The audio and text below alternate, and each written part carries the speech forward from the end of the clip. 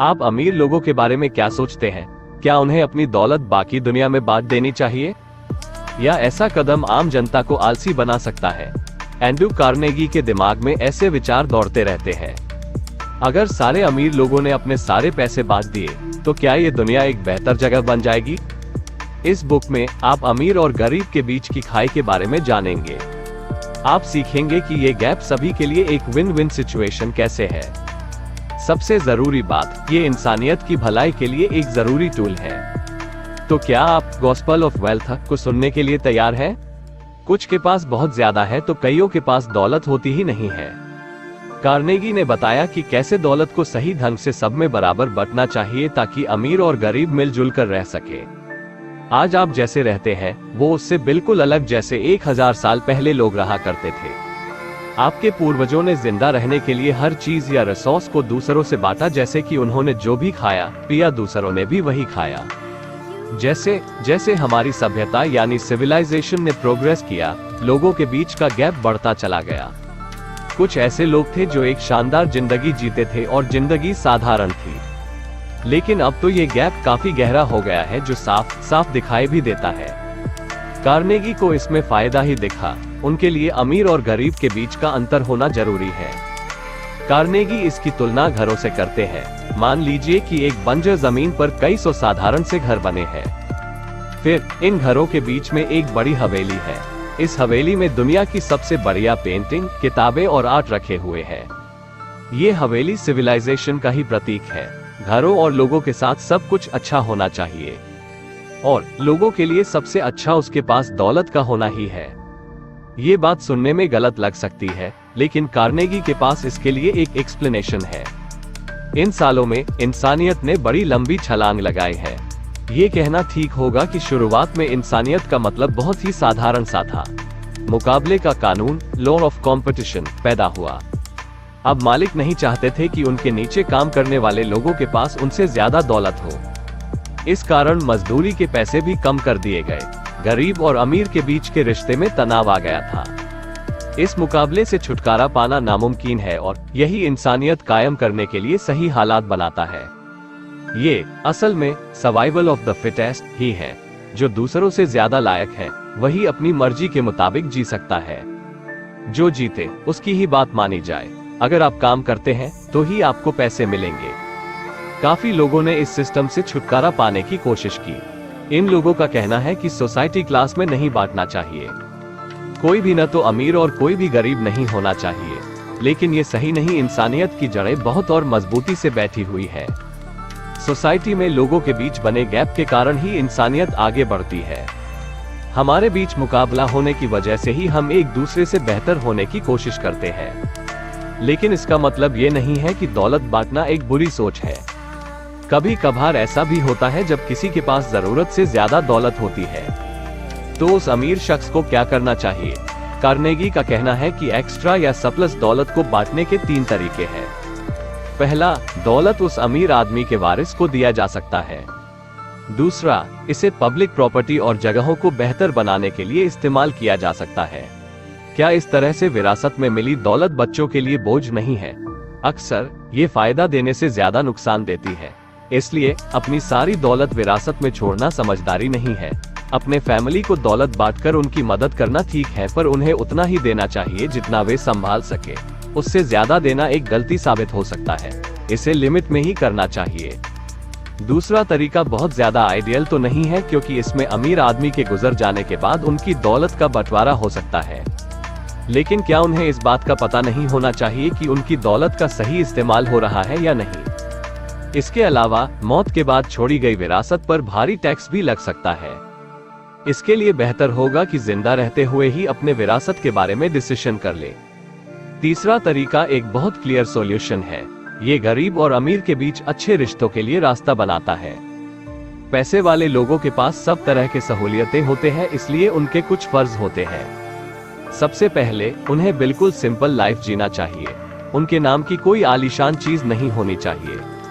अपने पास पड़ी बाकी पैसों के लिए उसका फर्ज बनता है कि वे लोगों की भलाई के लिए इसका इस्तेमाल करें। ऐसे दौलतमंद लोगों के पास ज्यादा एक्सपीरियंस और समझदारी होती है। उन्हें अपने दौलत का इस्तेमाल उन लोगों की मदद करने में करना चाहिए जो उनसे कम हैसियत के हैं। लेकिन ऐसे एक्स्ट्रा सरप्लस दौलत का हकदार कौन है? गरीबों को दान देने में इस बात पर सोचना चाहिए कि जो लोग खुद की मदद करते हैं उनकी मदद करनी चाहिए। ये उन लोगों को दान देने का कोई फायदा नहीं है जो इन पैसों को बर्बाद करेंगे। हो सकता है कि वे पैसों को गलत कामों में खर्च कर दे। जैसा कि हमने बात की है, पब्लिक इंस्टीट्यूशन के लिए दौलत छोड़ना सबसे आइडियल तरीका नहीं है। हालांकि ये फिर भी किसी अमीर के दौलत को बांटने का एक अच्छा तरीका है। पब्लिक इंस्टीट्यूशन जैसे पार्क और लाइब्रेरी लोगों के लिए उनका मन बहलाने में बहुत फायदेमंद होते हैं। अमीर और गरीब इस अरेंजमेंट से मिलजुल कर रहेंगे। इससे अमीर आदमी उन लोगों की देखभाल करेंगे जो गरीब है। अमीर लोगों की एक जिम्मेदारी होती है इंसानियत की देखभाल। उनके पास ऐसा करने का जरिया होता है। मान लीजिए एक धनवान आदमी की मौत हो जाती है। अगर उसने अपने धन को आम लोगों में नहीं बांटा तो उसे सम्मान की नजरों से नहीं देखा जाएगा। कोई उसकी मौत पर दुख नहीं जताएगा, उसे कोई याद नहीं करेगा। दौलतमंद लोगों के लिए अच्छा होगा अगर वो खुद ही इसके बांटने के काम को देखें। लेकिन इस काम के लिए कुछ स्टैंडर्ड होना चाहिए। सबसे पहले तो अमीर शख्स के इरादे अच्छे होने चाहिए। उसका कोई छिपा हुआ मकसद नहीं होना चाहिए। उसकी इच्छा सिर्फ गरीबों की मदद होनी चाहिए। लेकिन ये दौलत किसी को भी ऐसे ही नहीं देनी चाहिए। अमीरों को ध्यान से सोच समझकर ये फैसला करना चाहिए कि उन्हें अपनी दौलत किसे बांटनी है। ऐसे लोग जिंदा रहने के लिए आप पर ही मोहताज रहेंगे और ये जैसा आप चाहते हैं वैसा बिल्कुल भी नहीं होगा।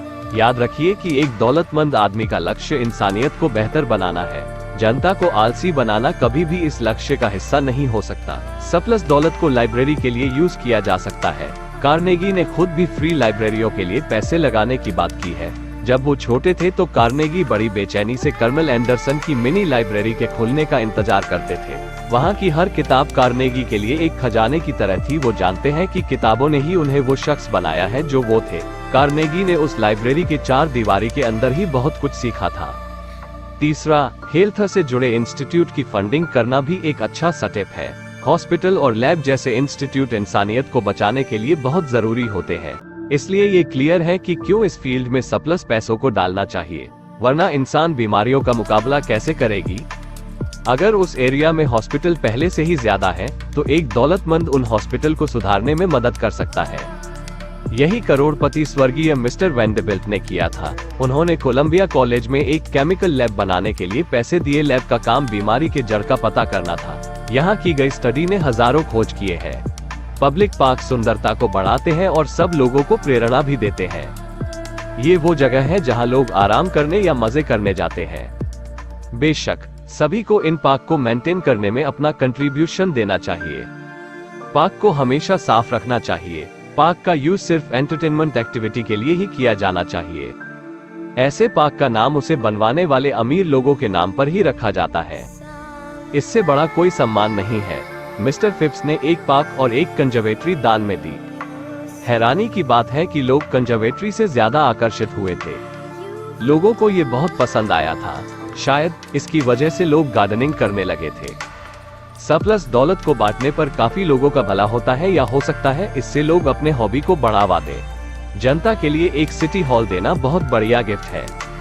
ये हॉल मीटिंग से लेकर शादी ब्याह के अलग अलग फंक्शन के लिए इस्तेमाल हो सकते हैं।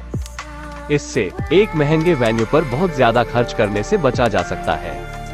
किसी भी शहर के सिटी हॉल या टाउन हॉल एंटरटेनमेंट के काम में लिए जा सकते हैं। ये पूरे कम्युनिटी के मूड को अच्छा बना सकता है। स्विमिंग पूल एक मजेदार और हेल्दी ऑप्शन है।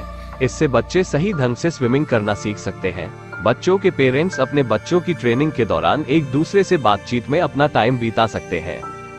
स्विमिंग पूल लोगों में और भी कुछ बेहतर करने की सोच पैदा कर सकती है। इसके लिए एक स्विमिंग क्लब कंपटीशन का अरेंजमेंट कर सकता है। फिर वे अच्छा प्रदर्शन करने वालों को मेडल दे सकते हैं। यही करोड़पति स्वर्गीय मिस्टर वेंडरबिल्ट ने किया था। उन्होंने कोलंबिया कॉलेज में एक केमिकल लैब बनाने के लिए पैसे दिए। लैब का काम बीमारी के जड़ का पता करना था। यहाँ की गई स्टडी ने हजारों खोज किए हैं। चौथा, पब्लिक पार्क सुंदरता को बढ़ाते हैं और सब लोगों को प्रेरणा भी देते हैं। ये वो जगह है जहाँ लोग आराम करने या मजे करने जाते हैं। बेशक सभी को इन पार्क को मेंटेन करने में अपना कंट्रीब्यूशन देना चाहिए। जरूरी नहीं कि आपको स्कूल या लाइब्रेरी के लिए ही पैसे देने हैं। छोटी से छोटी मदद भी बहुत बड़ा अंतर ला सकता है। रॉबर्ट इंग्रसोल ने एक बार कहा था कि जब आप दूसरों को ऊंचा उठाते हैं तो आप भी ऊंचाई पर चढ़ते हैं। कभी भी अच्छाई फैलाना बंद मत कीजिए। आप अपने ही तरीके से लोगों के जिंदगियों को आसान बना सकते हैं। ऐसे ही जीवन बदलने वाले बुक समरीज के लिए हमारे चैनल ऑडियो बुक शो को जरूर सब्सक्राइब करें।